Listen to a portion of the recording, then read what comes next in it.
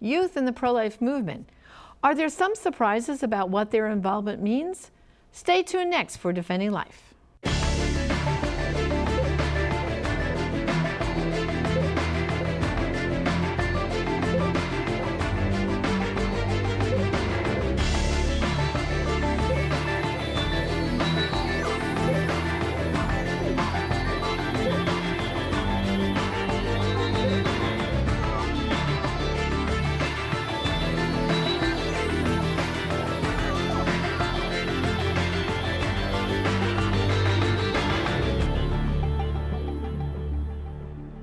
Hello, I'm Janet Morana, Executive Director of Priests for Life and co-founder of the Silent No More Awareness Campaign.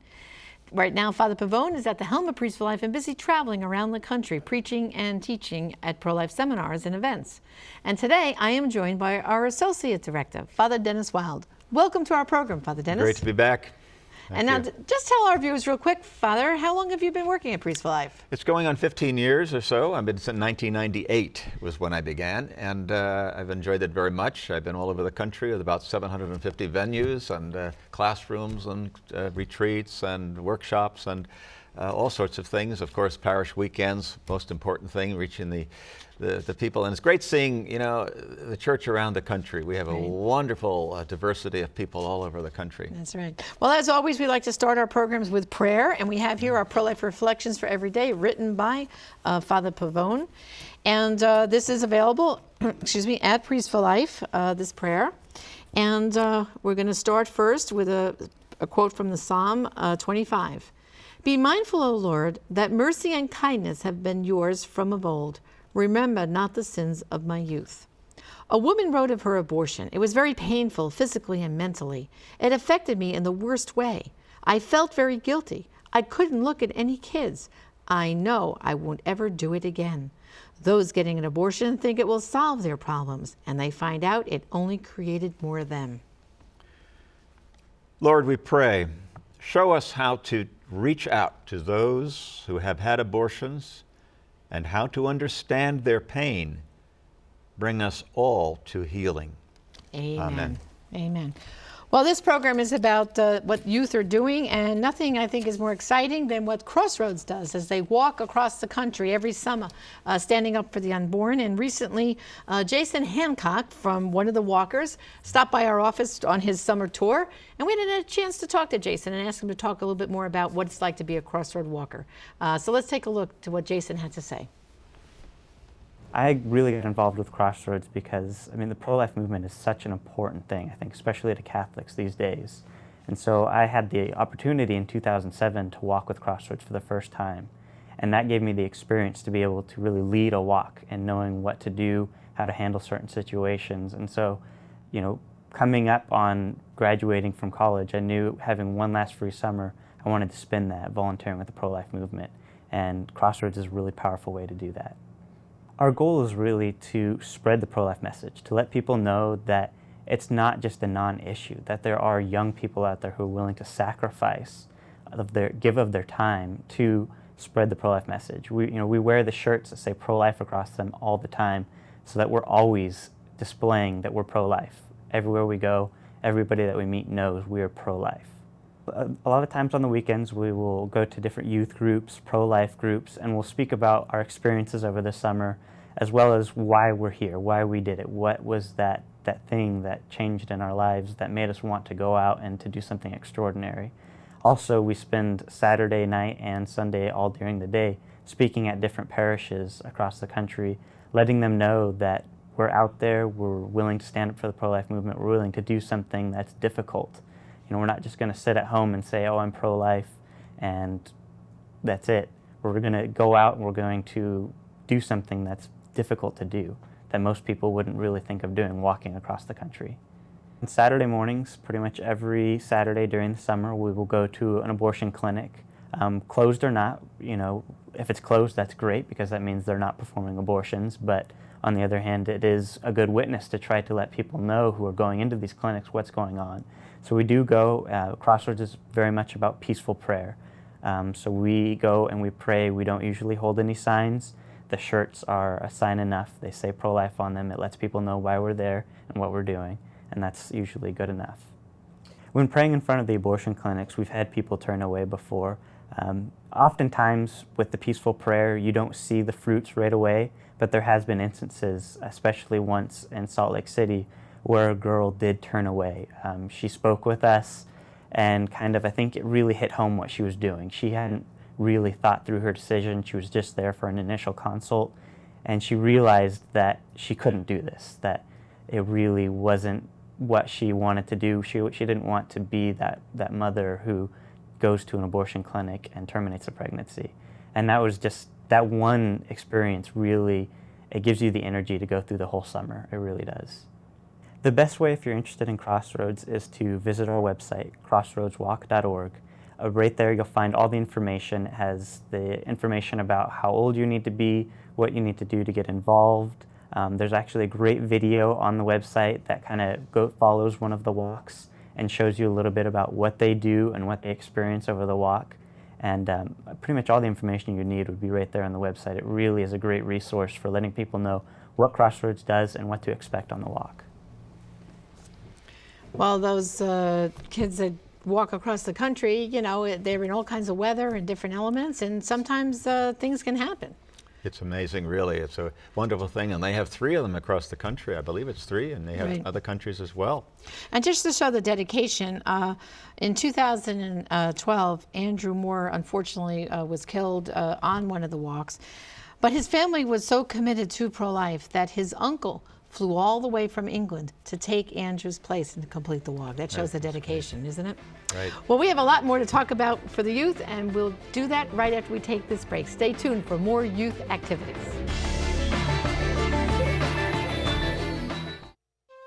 Not until people saw images of children in coal mines did they enact child labor laws. Not until people saw images of human torture did they rise up against slavery. And now, after seeing these images, what will you do?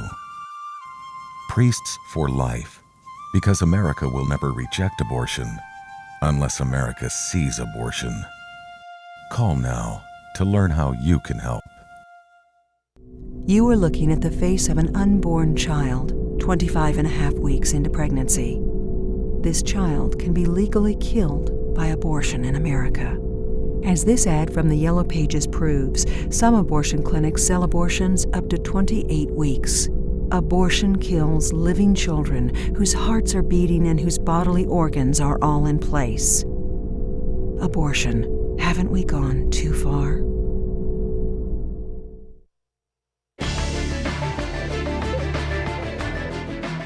Welcome back to our program. Well, Father, the young people, they're just getting involved more and more every day in the pro-life movement. And recently, Bryan Kemper joined our staff as our youth division with Stand True Ministries. And of course, we sat down and chatted with him about what his youth outreach is all about. So let's take a look to see what Bryan had to say. We've been out on the road for 2 months, living out of a 15-passenger van filled with pro-life literature and T-shirts and fetal models and other resources. And the team, there's 5 of us this year, been out on the road. We set up our booth at different music festivals across the country. We're out usually under a circus tent in the grass for about 15 hours a day, running our pro-life booth, taking shifts. We have a big booth set up with our T-shirts and our literature and stuff. The main focus in the center of the booth is our literature and our fetal models to draw people in and talk to them and educate people about it, and then sell the T-shirts, which gives kids a fun way to give the pro-life message out. A lot of days. This last festival we were at, there was 4 days of peanut butter and jelly, and it's great because the kids that come out with us, they're determined to get this message out, and so they're willing to eat peanut butter and jelly for a few days. And they were excited, though, on the last day when somebody donated a whole rotisserie chicken for dinner. So, and it's great to see the determination of these young people that come out on the road. One of the days of this last festival, and it happens every year, at least once a year, where the rain starts just pouring down at a festival, and the water and the mud start gathering under, and everybody's having to move everything and get everything up on cardboard. But our booth is still open. There could be a river flowing under the pro-life booth, and the young people are still out there talking to people, especially in the rain when everybody runs into the booth. The booth can get more crowded during the rain than any other time. So it's just it's a great trip. You learn a lot about how to give the pro-life message out, how to argue the different arguments. We do a lot of training, and then we get you out there, and you get to experience this. You get to go face to face with your generation and educate them. And we've seen so many amazing things. We see babies saved this summer. Two great things that happened. Actually, 3 stories. There's one. A girl came up to us and told us about the Pro-Life Day of Silent Solidarity, how she got a flyer from our booth at that festival a couple years ago. And because of getting that flyer, she participated in the other event, the Pro-Life Day of Silent Solidarity, and because of that, a baby was saved through her efforts and her friend there. And then another one, we're at a festival in Washington State, and a youth pastor walked up to me and he pulled me out of the crowd when I was standing. I wasn't even at the booth. He's like, are you Bryan Kemper? And I'm like, well, yeah. And he says, you don't know this, but you talked to these 3 girls 2 years ago at this festival. They were atheists, and you debated them. And I said, I remember that very clearly. And he said, well, I want you to know, after they left and thinking about the stuff, they all 3 became Christians. And on top of that, one of the girls was pregnant and going to have an abortion, and she kept her baby because of that talk at the booth. And so I just found out about 3 girls who turned their lives over to God, and one of them keeping their baby. And then at this last festival, we were talking to a teenage girl who had an abortion. And usually at the booth, you can tell. You can kind of tell when somebody's had an abortion and they're looking at stuff. And I had the opportunity to go talk with her for about 20 minutes and share with her about how God forgives her. And she didn't believe that she was forgiven at first. And at the end of the talk and praying with her, she had the biggest smile on her face and was so happy and knows that she's forgiven. So seeing babies saved, seeing people turn their lives over, and seeing somebody know the forgiveness of God, like those are some of the things we get to experience every year. Staying true, what we're doing, it's important because this is the generation that's being killed. It's young people who are mostly at the abortion clinics, and they're being lied to. Planned Parenthood, where I live in Ohio, they were paying girls, teenage girls, to get their friends to come into Planned Parenthood and get on birth control. And if you referred your friend to Planned Parenthood and she got on birth control, you got money. I mean, they're out there recruiting the youth and putting them on this cycle, the failed birth control and then abortion and this continuing cycle with the sex education that they provide. That's not really education, And so the abortion industry is targeting the youth, and I want to make sure that young people are equipped, that they're able to stand up against that they're able to fight. Plus, there's something about young people that some of the older people don't have, and that's a belief that God is bigger than abortion. Sometimes the older generation, they've set in their ways, oh, I don't know if we could ever get past that. Oh, it's already 2011. It's just too late. It's almost like they've given up on what God can do, and they've forgotten how big our God is. Well, I'll tell you, having Bryan on staff in our youth department, I know has been a real blessing for all of us. We're learning more about tweeting and Facebook from the young people, right? I mean, I don't know about you, Father, but I wasn't too on point about those things. And very often, I think people refer to these young people as the future leaders, but they're really the leaders here and now, aren't they? Right here now, sure, because you look at the March for Life and you see the buoyancy that they bring and the hope that they bring. And you know why? Because they're survivors. That's right. There are people who, almost 2 generations now, but certainly anybody under the age of 40 did not have, legally speaking, the right to live for the first 9 months of their lives. That's got to come home and register to these young people very strongly. That's and right. It's great because they have a sense of optimism that perhaps we don't, as an older generation, continue to have. Yeah, and so part of that survivor thing, I think, spills over even into the clergy. Wouldn't you say that definitely. Now there's so many of these young priests, they're survivors too, born after Roe v. Wade, and that's why they too are getting the young people of their parishes so involved. I would dare say that many of the priests, I know this, many of the priests that are out there today that are just ordained, they came into their their vocation, and it was through the pro-life cause. That's right.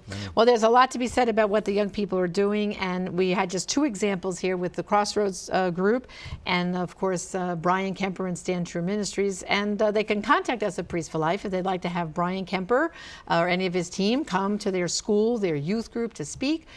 They're a great asset, I think, the way they can fire up the young people and the resources they have of all kinds of T-shirts and bumper stickers and just stuff that appeal to the young people. Sense of technology. That's right. Facebook, Twitter, and all the rest is there. Yeah, so we're grateful that they're really teaching us. You know, they are the leaders and they're we helping need to- us. And as Bryan said, we need to listen. That's right. We listen to the young people because they have wisdom beyond years, really they do. right. Well, Father, thanks for that and a great discussion about the youth. And we're going to come back after this break and we're going to answer questions that you, our viewers, have sent in, and we're going to give you some more action things that you can do to help end abortion. Stick with us. We'll be back in a few minutes.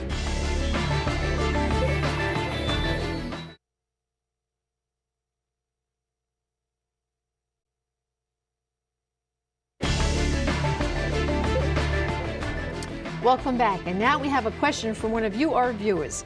Tony from Los Angeles writes, I have read reports about abortion facilities closing and abortion workers going to jail due to health inspection violations, fraud, malpractice, and other crimes.